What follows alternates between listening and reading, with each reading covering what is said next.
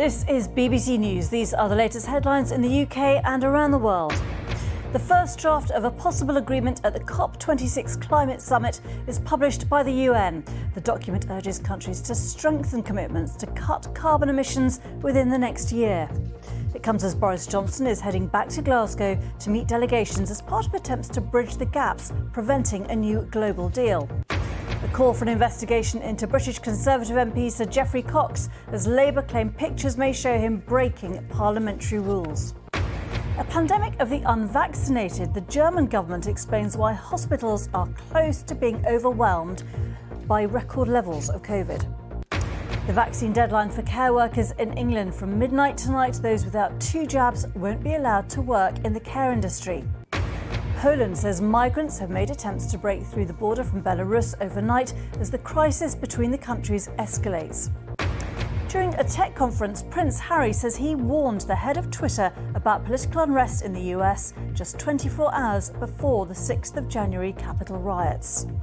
Jack and I were emailing each other prior to January the 6th, where I warned him that his platform was allowing a coup to be staged. That email was sent the day before, and then it happened, and I haven't heard from him since.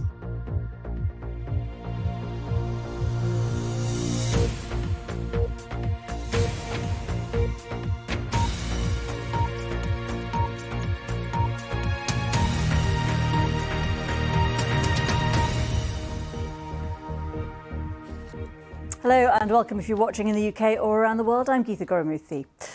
Well, today the first draft of a potential agreement setting out how countries around the world will cut their emissions has been published, laying out what negotiators hope will be the outcome of the COP26 summit in Glasgow, aimed at bringing climate change under control. The 7-page document urges nations to outline their long-term strategies to reach net zero emissions by the middle of this century and curb global warming to 1.5 degrees Celsius. It also encourages richer nations to scale up their support for poorer nations. In addition, the agreement calls for countries to accelerate the phasing out of coal. But the document isn't the final outcome of COP26. It will now have to be negotiated and agreed upon by countries attending the talks and is likely to go through further drafts.